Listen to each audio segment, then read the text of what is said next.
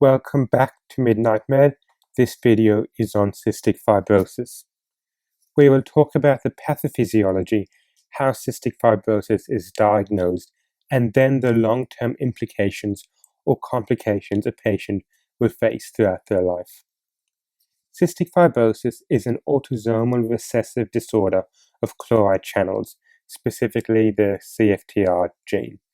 And this results in thick secretions because the chloride movement's being affected. Now, thick secretions, as you can imagine, are hard to clear, and this can cause obstruction and infection. These schematics show the areas most commonly and severely affected.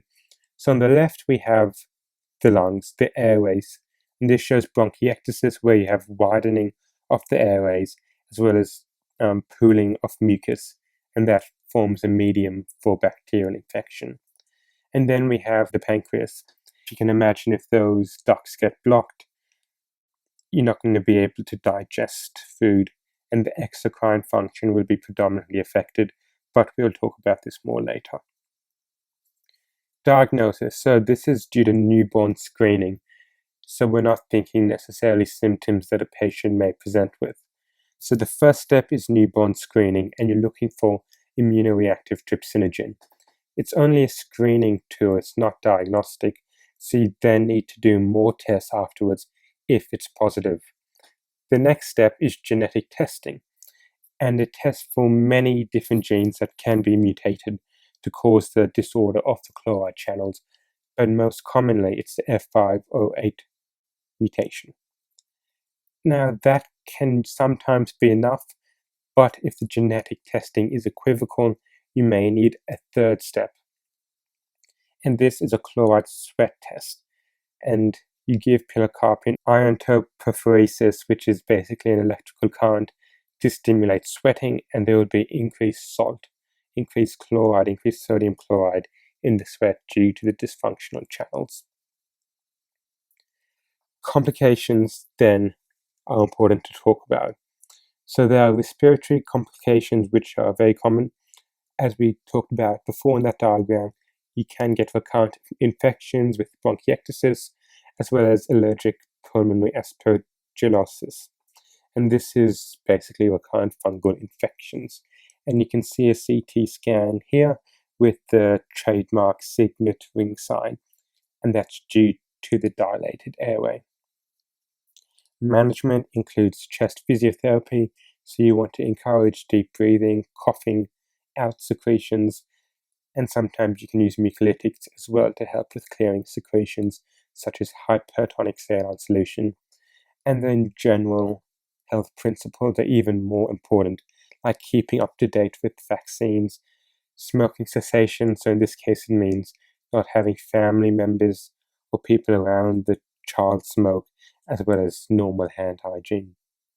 The pancreas is another organ that's importantly affected, and remember, we're thinking mostly exocrine function due to the obstruction of the ducts with the thick fluid.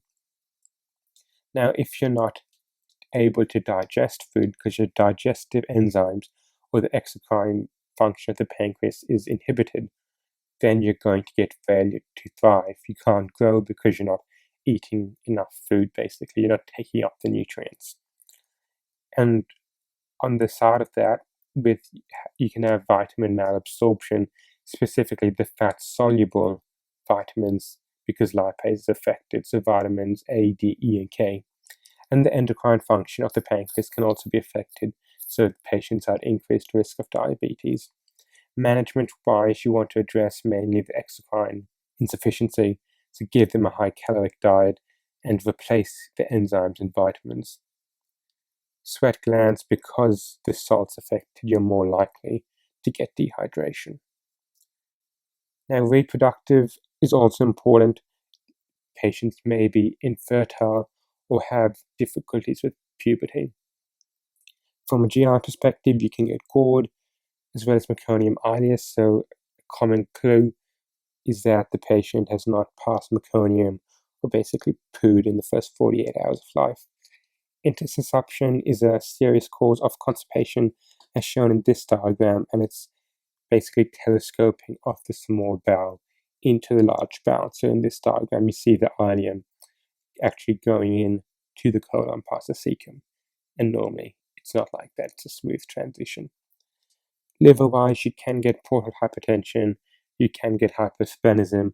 Heart, you can have right ventricular hypertrophy, gallbladder biliary cirrhosis. And bone-wise, you have clubbing, but also importantly arthritis and osteoporosis. So it's important to monitor for that. Supplement with calcium as necessary, and encourage appropriate mobilization.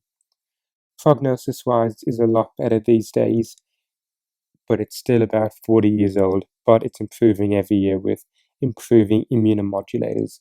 So a patient who has cystic fibrosis diagnosed today will most likely live longer than 40 years and actually live a normal lifespan.